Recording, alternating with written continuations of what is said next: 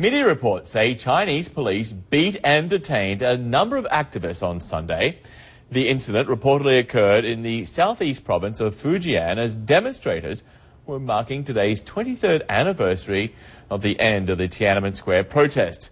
That's when the Chinese government staged a brutal crackdown on pro-democracy demonstrators in Beijing. Washington is demanding China release all prisoners still held for participating in those 1989 protests. Reports say more than 30 people came to Beijing for this year's anniversary to petition the government, but were detained and then forced to return home. The State Department spokesman Mark Toner, in a statement, said on his 23rd anniversary of the violent suppression that he calls by the Chinese authorities at the Tiananmen Square in 1989 spring demonstrations, US joins the international community in remembering the tragic loss of the innocent lives. People's Liberation Army soldiers stormed into central Beijing on June 3rd and 4th, 1989, firing upon unarmed demonstrators and citizens, killing hundreds, if not thousands, as they ended 6 weeks of democracy protest on Tiananmen Square.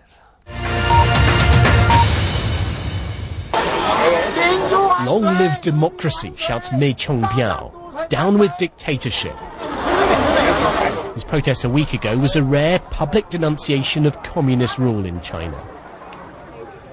He staged it here in the southwestern city of Guiyang to mark this anniversary of the Tiananmen massacre. Such protests hardly ever happen in China. So we went to visit Mei Chongbiao, but the police had got to him first. His son, who's disabled, showed us how officers had ransacked the flat, taken computers and detained his parents. His father, a fruit seller, had, he said, witnessed events at Tiananmen 23 years ago.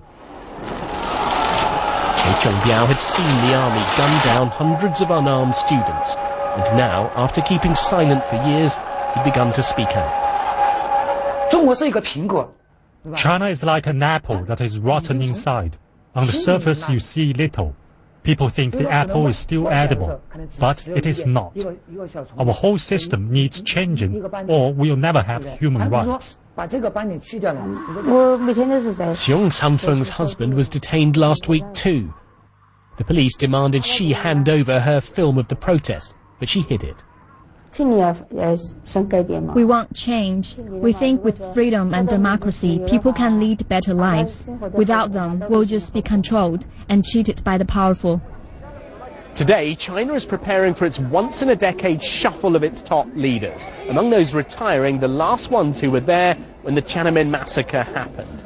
But the issues raised then are still pressing. The levels of corruption in the Communist Party, whether China's people should have a greater say in the way their country is run. So will the new generation of leaders do things differently?